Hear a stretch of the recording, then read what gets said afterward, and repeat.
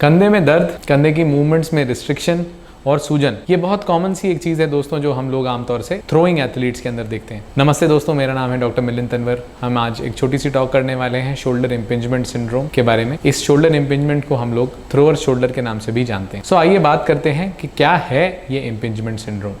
तो दोस्तों, एक टिपिकल पेशेंट हमारे पास एक एथलीट होगा जो कि या तो जिम ट्रेनिंग करता है, वेट ट्रेनिंग करता है, या फिर एक ओवरहेड एबडक्शन यानी ओवरहेड स्पोर्ट्स के अंदर इन्वॉल्व रहता है। टिपिकली यंग पेशेंट्स के अंदर देखा जाता है कि इंटरनल इम्पिंजमेंट सिंड्रोम के पेशेंट्स हमारे पास आते हैं।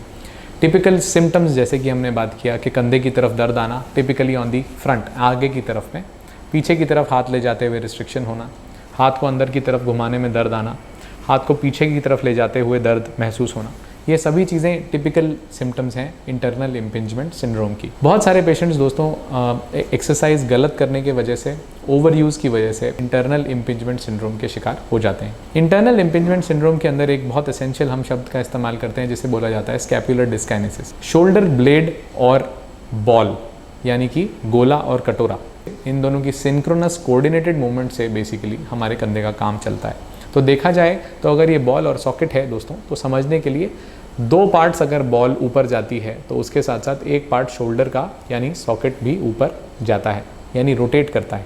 इन केस ये रोटेशन मतलब घुमाव, ट्रांसलेशन यानी कि ऊपर की अपवर्ड मूवमेंट में कन्वर्ट हो जाता है, तो इन पेशेंट्स के अंदर इंटरनल इम्पिंजमेंट सिंड्रोम टिपिकली देखा जाता है। प्लस इसी के साथ साथ कहा जाता है कि ये स्कैपुलर डिस्काइनेसिस रेकरेंटली यानी बार बार हमारी उस मांसपेशी को इंजर करने में आगे समर्थ होती है। तो जब तक ये मूवमेंट ठीक नहीं होता दोस्तों, तब तक इंटरनल इम्पिंजमेंट सिंड्रोम का इलाज संभव नहीं है। अब हम दोस्तों बात करेंगे कि ये इंटरनल इम्पिंजमेंट सिंड्रोम होती कैसे। टिपिकली अगर आप देखें तो एक कंधा एक बॉल एंड सॉकेट जॉइंट है।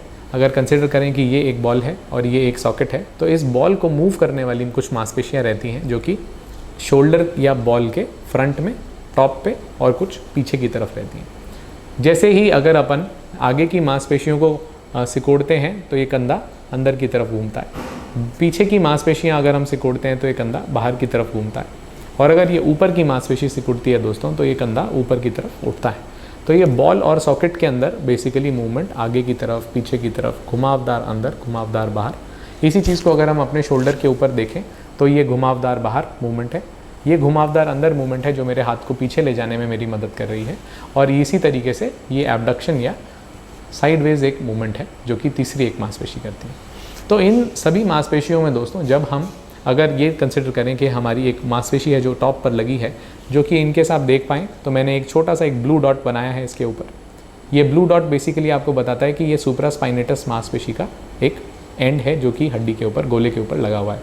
तो दोस्तों, जब हम इसी हाथ को, अगर अपने हाथ को ऐसा और ऐसा घुमाते हैं, माने कि मैं अपने हाथ को बाहर की तरफ और पीछे की तरफ फेंकने वाली पोजीशन में ले जाता हूँ, तो ये बॉल 90 डिग्रीज़ की मूवमेंट दो बार करती है, यानी कि दिस प्लस दिस।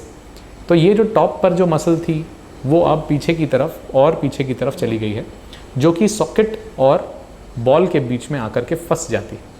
इसी के साथ साथ दोस्तों, जो मूवमेंट थ्रोइंग स्पोर्ट में एथलीट करते हैं उसके अंदर टिपिकली एक झटके से लोडिंग के बाद एक थ्रो की जाती है, जिसमें एक स्मैश शॉट मारना या एक बॉल को थ्रो करना इन्वॉल्व होता है टिपिकली। तो ओवरहेड के अंदर जितने भी हम शॉट्स ले रहे हैं, बेसिकली उस मूवमेंट के अंदर ये मांसपेशी सॉकेट और बॉल के बीच में आकर के फंस के छितर जाती है, यानी एब्रेड हो जाती है, जिसकी वजह से एक पेन जनरेट करती है। इस पेन को ज़्यादातर एथलीट्स फेंकते के साथ ही कंधा लटक जाने जैसा सिवियर पेन एक उनको रहता है, और कहा जाता है कि ये पेन अपने आप 2 से 5 मिनट के अंदर अंदर वापस वैसा हो जाता है कि जैसे कभी था ही नहीं। और यही एथलीट्स जब वापस उस थ्रोइंग पोजीशन के अंदर वापस जाते हैं या थ्रो करने की कोशिश भी करते हैं, तो इन लोगों को वो पेन महसूस होता है। इसी वजह से इनकी परफॉर्मेंसेस बेसिकली धीरे धीरे ख़राब होती चली जाती हैं, क्योंकि थ्रो ऊपर से नहीं आ करके साइड से आना स्टार्ट हो जाता है। दोस्तों, गेम का फॉर्म चेंज हो रहा है, वो हमें आगे डिस्काइनेसिस की तरफ, यानी शोल्डर के ब्लेड की खराब मूवमेंट की तरफ ट्रेनिंग करता है, जिसकी वजह से ये डिजीज़ और रेजिस्टेंट टू नॉर्मल ट्रीटमेंट बनती चली जाती है। टिपिकल यंग पेशेंट के अंदर दोस्तों एक चीज़ और भी देखी जाती है कि ये पेशेंट्स जो हैं रात को एक typical complaint in the shoulder ये कहते हैं होती है। प्लस इसी के साथ साथ कहा जाता है कि सुबह उठते हैं तो मॉर्निंग में ये शोल्डर उनको स्टिफ मिलता है। तो ये है सारा कुछ इंटरनल इम्पिंजमेंट सिंड्रोम के डायग्नोसिस के बारे में। आपके डॉक्टर के पास जब आप जाते हैं, ये कंप्लेंट्स बताते हैं, आपके टिपिकल एक्सरसाइज जैसे कि फ्रंट रेज सामने की तरफ से उठाना, शोल्डर प्रेस ऊपर की तरफ से उठाना, केबल फ्लाई चाहे नीचे से हो चाहे ऊपर से हो, बेंच प्रेस और इंक्लाइंड बेंच प्रेस, ये 4-5 एक्सरसाइजेज दोस्तों ऐसी हैं जिनके अंदर टिपिकली इंटरनल इम्पिंजमेंट की जो चांसेस हैं वो बढ़ जाते हैं अगर आपका वेट ज़्यादा है, अगर आपकी फॉर्म ऑफ एक्सरसाइज ख़राब है, या फिर आप सुपर सेट्स कर रहे हैं जहाँ पर वज़न हर सेट के साथ बढ़ता जाता है और रेपिटेशंस कम हो जाती हैं।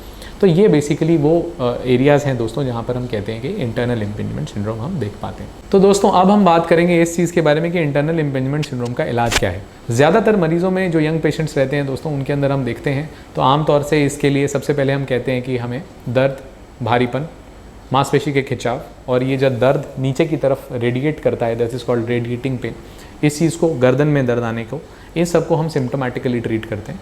इन चीज़ों को सिम्टोमेटिकली ट्रीट करने के साथ साथ फिजियोथेरेपी यानी बिजली की सिकाई और रिहैब यानी कि एक्सरसाइजेज का अपना बहुत एसेंशियल रोल है।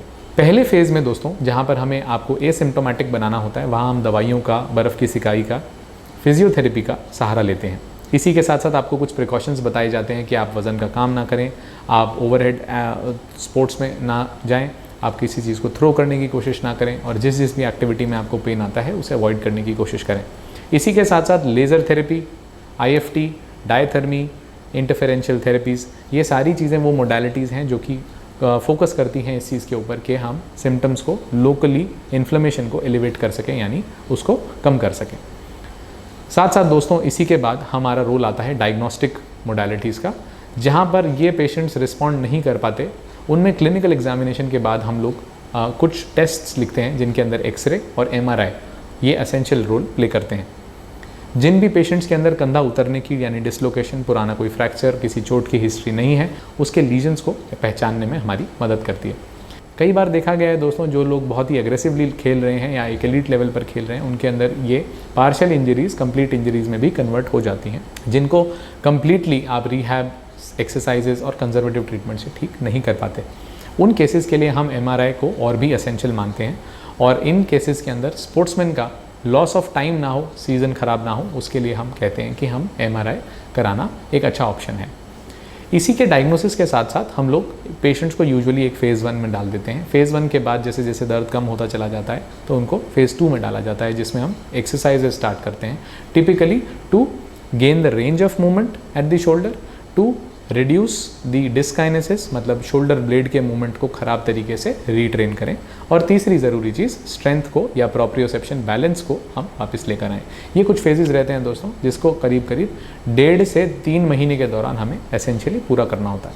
इसके बाद हम कहते हैं कि अगर पेशेंट को अब कुछ स्ट्रेंथ आ जाती है और वो कुछ बैंड्स के साथ बिना पेन के वो एक्सरसाइजेज कर पाते हैं तो they are clear to go for sports again. तो ये शोल्डर इम्पिंजमेंट सिंड्रोम का बेसिकली जो एसेंशियल इलाज है वो कंजर्वेटिव है। बहुत सारे पेशेंट्स के अंदर जो तसल्ली बख्श एक रिहैब को फॉलो करते हैं, जो कि मेडिकेशंस को टाइमली प्रॉपरली लेते हैं, कुछ प्रिकॉशंस का फॉलो करते हैं, कुछ डोंट्स को फॉलो करते हैं, उन लोगों के अंदर यूजुअली सर्जरीज़ की ज़रूरत नहीं पड़ती। बहुत सारे लेवल ऑफ एथलीट्स ऐसे रहते हैं जिनमें एलीट लेवल है, रिगरस प्लेइंग है, कॉन्टैक्ट स्पोर्ट्स हैं, कोलिजन स्पोर्ट्स हैं, जहाँ पर थ्रोइंग बहुत ज़्यादा इन्वॉल्व होती है। वहाँ पर हम लोग ऐसा भी कहते हैं कि ये कुछ ऐसी इंजरीज़ के साथ प्रेजेंट करती हैं जहाँ सर्जिकल मोडालिटीज़ के बिना हम मैनेज नहीं कर पाते।